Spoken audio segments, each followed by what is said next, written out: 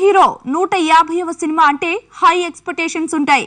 వాటన్నింటినీ రీచ్ అయ్యేలా అన్నయ్య సినిమా తెరకెక్కాలి.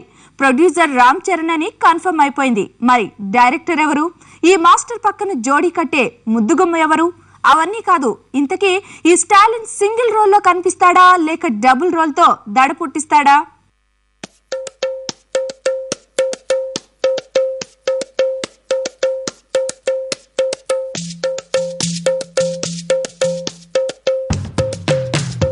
అంతా ఓకే, సోనియా కూడా ఓకే చెప్పేస్తే ఇక సినిమా ఎలా ఉండాలనే దానిపైనే ఇప్పుడు దృష్టంతా కేంద్రీకరించారు. కథ ఏదైనా అన్నయ్య మరోసారి తెరపై కనబడాలన్నది ప్రతి ఫ్యాన్ కోరిక. అందుకే పక్కాగా అందరినీ ఎంపిక చేసుకుంటున్నారు.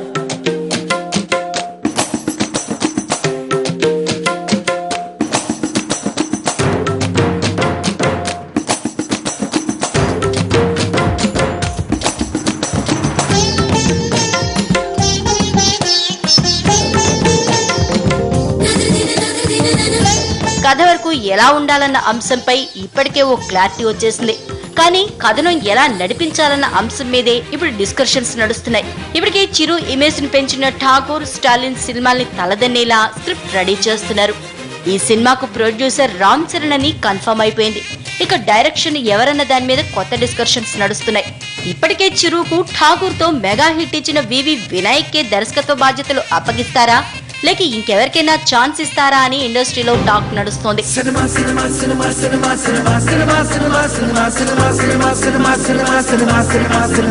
ఇక చరణ్ కు చిరుతో ఫస్ట్ హిట్ ఇచ్చిన మెగా డైరెక్టర్ పూరి జగన్నాథ్. ఇటీవలే పూరి బాలీవుడ్ బిగ్ బి అమితాబ్ తో బుడ్డా హోగా తేరే బాప్ తీసి ఎరగదీశాడు. అంత పెద్ద వయసులోనూ బిగ్ బిని డిఫరెంట్ గా చూపించడంలో సక్సెస్ అయ్యారు. దీనికి తోడు ప్రొడ్యూసర్ కూడా రామ్ చరణే కాబట్టి మెగాస్టార్ ని మెగా రేంజ్ లో చూపించేలా పూరి కూడా మెగాఫోన్ ఇచ్చే ఛాన్స్ ఉందంటున్నారు. మరోవైపు తమిళంలో గజని వంటి సూపర్ హిట్ ఇచ్చిన మురుగదాస్ ను లేకపోతే శివాజీ రోబో తీసిన శంకర్ లో ఒకరిని ఇందుకు ఎంపిక చేద్దామనుకున్నారు.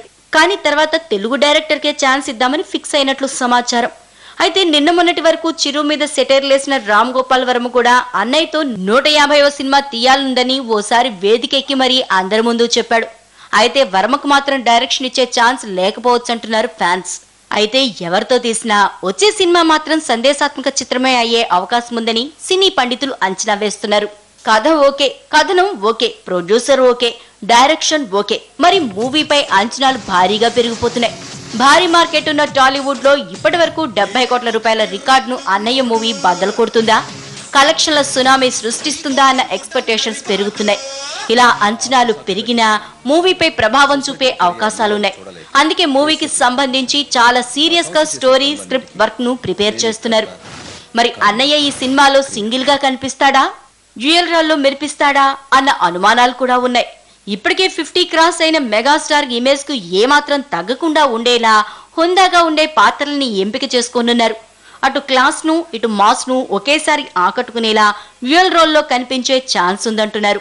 ఇప్పటికే స్నేహం కోసం, అందరివాడు వంటి చిత్రాల్లో తండ్రి కొడుకుల పాత్రలో మెప్పించిన చిరు తన 150వ సినిమాలో కూడా అదే రేంజ్ లో ఉండేలా 2 పాత్రల్లో కనిపించవచ్చంటున్నారు. అయితే ప్రేక్షకులు ఎలా రిసీవ్ చేసుకుంటారని తర్జన భర్జనలు జరుగుతున్నాయి. ఇవన్నీ సరే, ఇంతకీ మెగాస్టార్ పక్కన 150వ సినిమాలో హీరోయిన్ గా నటించే ఛాన్స్ ఎవరికి దక్కుతుందా అన్నది మరో ఇంట్రెస్టింగ్ క్వశ్చన్. అయితే ఈసారి టాలీవుడ్ తో పాటు బాలీవుడ్ ముద్దుగుమ్మల్ని కూడా ఎంపిక చేసే అవకాశం ఉంది. ఎందుకంటే గతంలో బాలీవుడ్ హీరోయిన్లతో నటించిన ఇంద్ర, శంకర్ దాదా జిందాబాద్ వంటి సినిమాలు సూపర్ హిట్ అయ్యాయి. అదేవిధంగా ఈసారి అన్నయ్య పక్కన నటించేది దీపికా పదుకోనే, కరీనా, విద్యా బాలన్ ఎవరైనా కావచ్చు. అయితే ఇక్కడ గ్లామర్ మాత్రమే కాకుండా నటనకు అవకాశం ఉన్న వాళ్ళని తీసుకోవాలంటే నయనతార, అనుష్కలకు ఛాన్స్ వచ్చే అవకాశం ఉంది.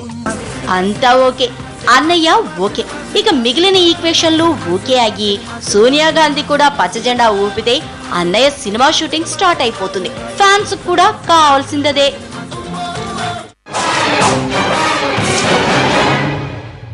రావాలని కోరుకున్న మనిషి వచ్చినప్పుడు ఆనందపడాలే గాని ఆశ్చర్యపోతారేంటి? రాననుకున్నారా, రాలేననుకున్నారా? ఇది ఇవాల్టి స్పెషల్ ఫోకస్. మరో అంశంతో మళ్ళీ కలుద్దాం. నమస్తే.